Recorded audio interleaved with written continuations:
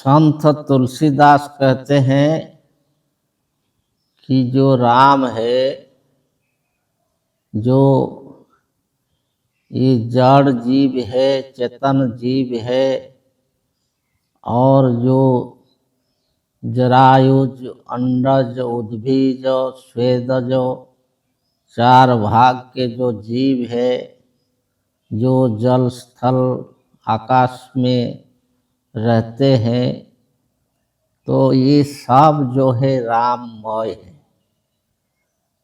सबके भीतर, सबके चित्त में जो है राम विराजमान है। तो वही जो आत्मा राम, उसके बारे में उनके जो गुण, जो उनके जो महिमा, यही जो उन्होंने वर्णन कर रहे हैं। और वो ये कह रहे हैं, एक अनीह अरूप नामा, एक अनीह अरूप नामा, सतो सचिदा नंद परधामा, व्यापक विश्व रूप भगवाना, तेहि देह धरि चरित कृत नाना। तो कहते हैं कि एक अनीह अरूप अनामा, जो अहि राम है, जो आत्मा राम है, और एक है, एक ब्रह्म, जो ये सब का नियंता है और सब के भीतर रह करके जो सब को चलाते हैं, सबका सृष्टि करता, पालन करता, विनाश करता है। एक अनीह, अनीह का मतलब जो एक स्थान पर नहीं है, जो सब में है, जो कि यहाँ है वहाँ नहीं है, ऐसा नहीं है। जैसे कहते हैं कि इसी स्थान पर भगवान है, तो दूसरा स्थान पर भगवान नहीं है क्या? एकदेशी, जो भगवान को एकदेशी कर देते हैं, स्थान निर्देश कर देते हैं। जैसे लौकिक मत में, संसार में कहा जाता है कि अमुक स्थान पर अमुक भगवान विराजमान है। तो जो भगवान है, जो राम है, वो एक स्थान पर नहीं है, ये सब में है, सबका भीतर है। एक अनीह अरूप अनामा, उनका कोई जो रूप नहीं है, मतलब अरूप का मतलब उसका कोई रूप नहीं है, ऐसा नहीं। जो अरूप है मतलब एक निर्दिष्ट रूप नहीं है और अनाम है, जिसका नाम नहीं है। मतलब एक नाम नहीं है, जिसका सब रूप है उसी का रूप है, सब नाम उसी का नाम है, और वो एक है और सब में है। अज सच्चिदानंद परधाम। अज है मतलब वो जन्म नहीं लेते हैं, वो जहाँ है वहीं पर ही है। सब रूप में वो अलग अलग बहुत है। जो कहे हैं कि जो जीव जगत है, जो चार भाग के जीव जगत है, जड़ जीव है, चेतन जीव है, तो वही जो जीव है, जो आत्मा है, वो वास्तव में जन्म नहीं लेता है। जन्म तो लेता है ये शरीर। जो शरीर है, अनेक रूप है शरीर। गतागत में देहा नित्य शक्त शरीरिण, श्रीमद् भागवत गीता में कहा गया है, भगवान ने स्वयं कहे हैं कि ये जो देह है ये गतागत है, ये आता है जाता है, ये जन्म लेता है और फिर जो है मरता है। लेकिन जो देही है, जो आत्मा है, वो ना जन्म लेता है ना मरता है, तो अज है।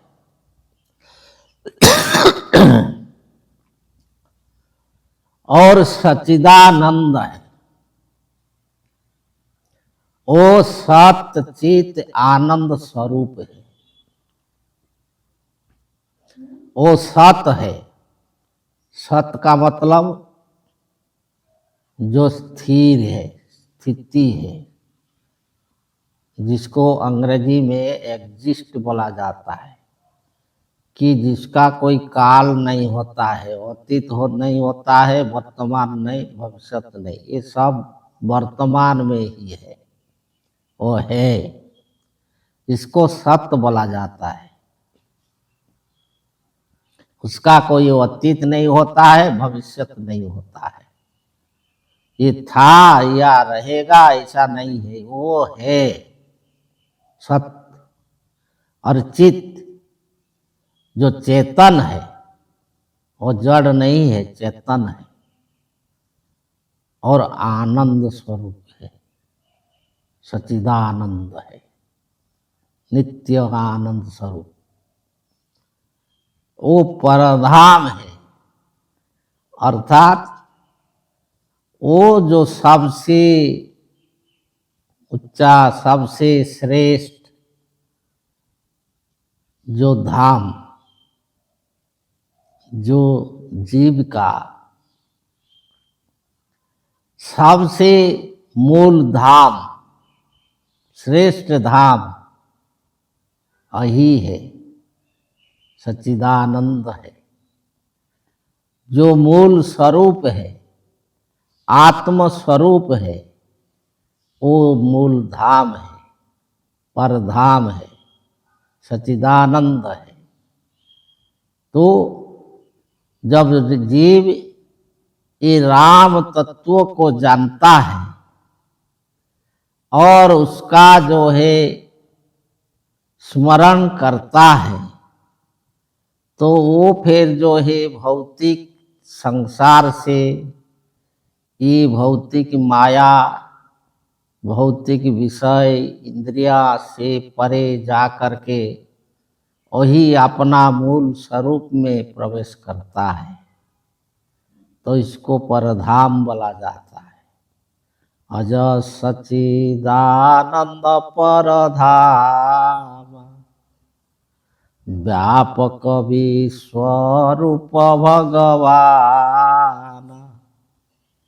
तो ये जो भगवान, ये व्यापक है, विश्वरूप है।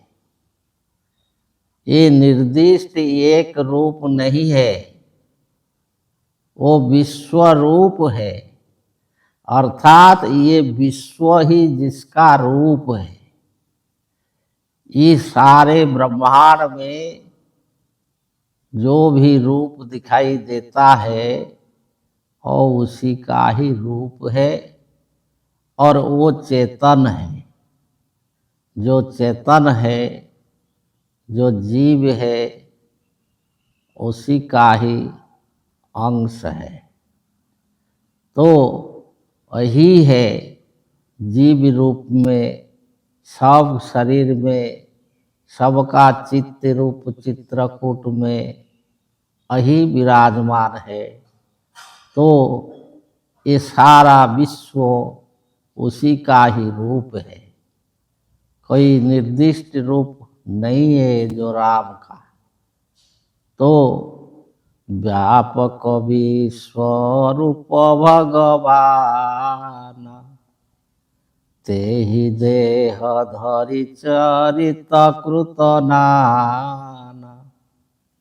तो वही जो राम है, यही आत्मा राम, ये देह धारण करके अनेक चरित, अनेक आचरण कर्म कर रहे हैं।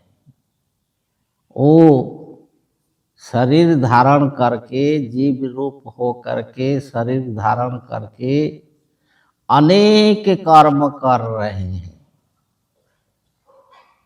और उसमें जो विशिष्ट होते हैं कि जो अहि ज्ञान को जानकर कि हम स्वयं भगवान है, ये ज्ञान को जो जान जाते हैं, जो मुक्त पुरुष, जो वही स्वरूप ब्रह्म स्वरूप आत्म स्वरूप जो पुरुष, वो जब देह धारण करके आते हैं और उनका कर्म जो है दूसरों के कर्म से अलग होता है, वो संसार में सबके लिए उदाहरण बनता है, सबका जो है अनुकरणीय बनता है, और सबको जो है इसी रास्ते में चलाते हैं और जो वही मार्ग बताते हैं। तो ये जो मुक्त पुरुष है और वही ब्रह्म रूप है, आत्म रूप है, वो भी देह धारण करके संसार में आते हैं और अनेक कर्म करते हैं, अनेक चरित करते हैं। तो वो साक्षात राम रूप होते हैं। तो इसलिए पहले जो तुलसीदास जी ने बताए थे कि राम अनंत, जो राम चरित है अनंत है, और रामायण शतकोटि अपारा। तो सबका चरित रामायण है। इतने भी जो मुक्त पुरुष आए हैं, ब्रह्म रूप पुरुष आए हैं, जो कर्म किए हैं, तो उनका चरित्र भी रामायण कहलाता है। आगे बताएंगे। जय जय।